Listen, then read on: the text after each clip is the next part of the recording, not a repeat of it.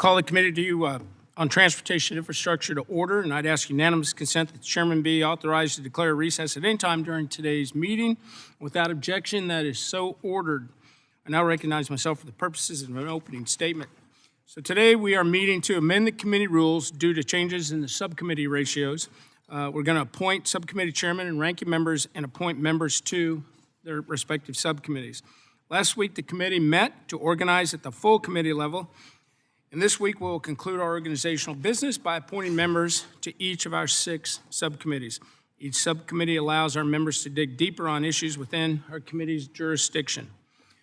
The work on the subcommittee level informs the full committee activities that we will pursue, and I look forward to working with each subcommittee as we pursue our aggressive legislative agenda for this Congress.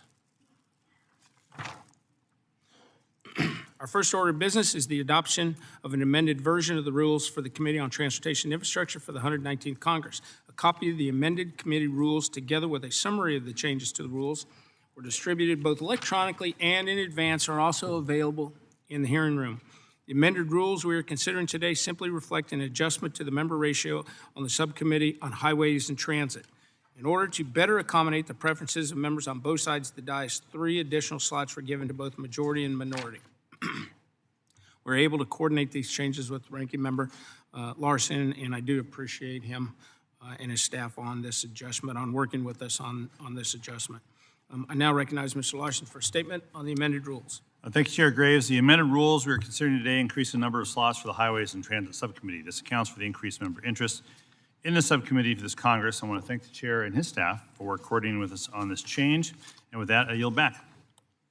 Do any members wish to be recognized for a statement on the committee amended rules? Seeing no one, is there further discussion on the committee's amended rules? Seeing none, the amended rules are open for amendment at any point. Are there any amendments to the committee's amended rules? Seeing none, I recognize Mr. Larson for a motion. I move to adopt the amended rules. The question is on the motion. All those in favor signify by saying aye. All opposed signify by saying nay.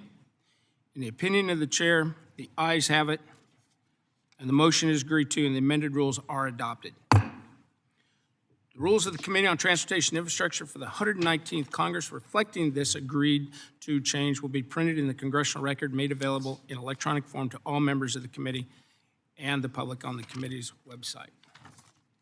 Now the committee will move to approve the subcommittee chairman and ranking members. The rosters of the full committee and each subcommittee listing the chairman and ranking members were distributed in advance and are available at the hearing in the hearing room today, and I now recognize myself for a quick statement. I'm very excited for the new and returning chairs that we have leading subcommittees this Congress.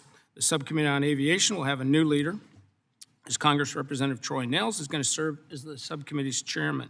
We have important work ahead of us ensuring the FAA implements the FAA Reauthorization Act of 2024 as Congress intended. Next, the Subcommittee on Coast Guard and Maritime Transportation will also have new leadership. Representative Mike Gazelle will serve as the subcommittee's chairman and will play an important role on this as this committee continues its efforts to pass Coast Guard authorization legislation into law.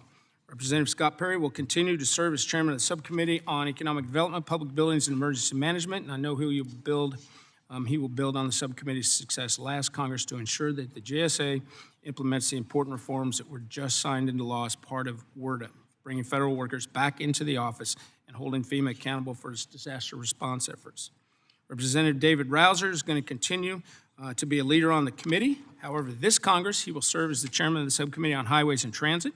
This committee works to reauthorize the nation's surface transportation programs. I know we can count on Chairman Rouser to lead the subcommittee, just as he led the Water Resources and Environment Subcommittee in last year's WRDA process. Next, Representative Daniel Webster will remain a leader on the committee, but this Congress, he will serve as chairman of the Subcommittee on Railroads, Pipelines, and Hazardous Materials. Chairman Webster will bring experienced leadership to the subcommittee as we work to pass pipeline safety legislation again this Congress. And finally, the Subcommittee on Water Resources and Environment will also have new leadership. Representative Mike Collins will serve as the subcommittee's chairman.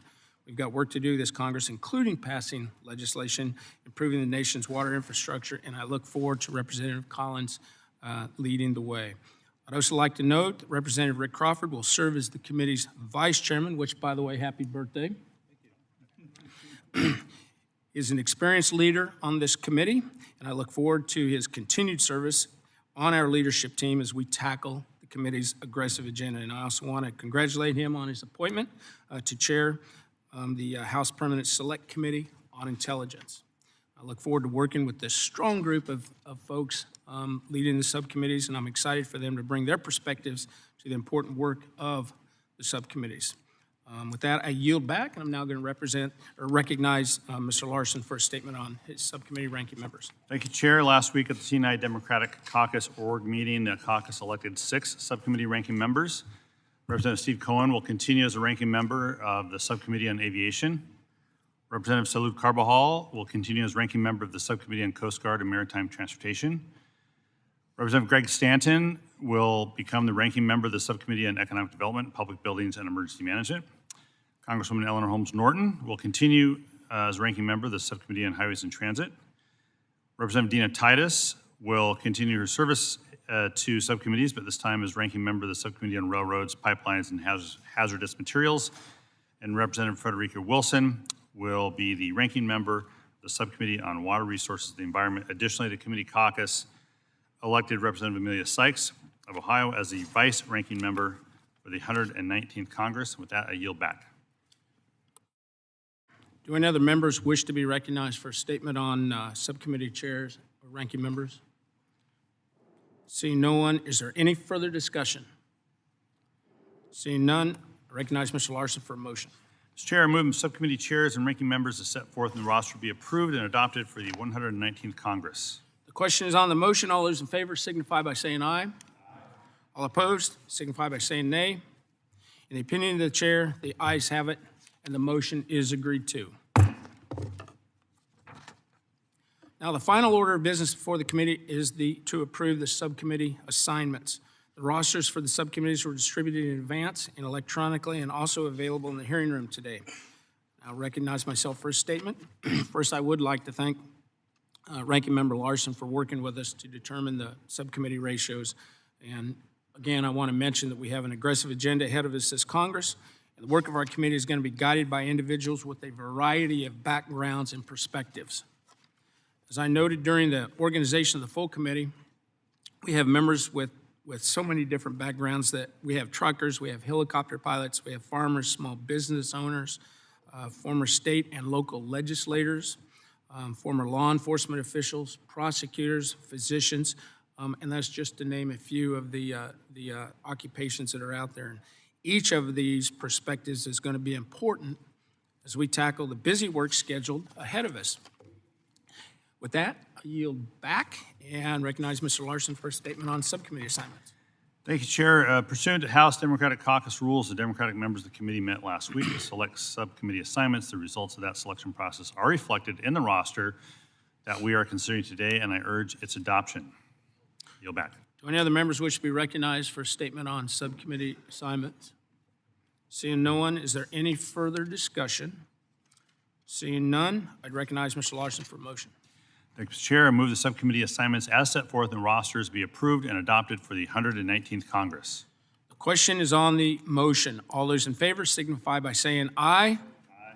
All opposed signify by saying nay. In the opinion of the chair, the ayes have it, and the motion is agreed to. Pursuant to Rule 6 of the Rules of the Committee on Transportation and Infrastructure, Chairman notes the presence of a quorum for the actions taken on committee business today, and without objection, that is so ordered. I'd ask unanimous consent that staff be authorized to make all necessary technical, clarifying, and conforming changes to each item adopted today to reflect the actions of the committee, and without objection, that is so ordered. I will remind members that we are about to transition into a highway and transit subcommittee hearing. Please allow staff a moment to prepare the hearing room for our next committee activity. And with that, the Committee on Transportation and Infrastructure has completed its organizational business for the day, and the committee is now adjourned.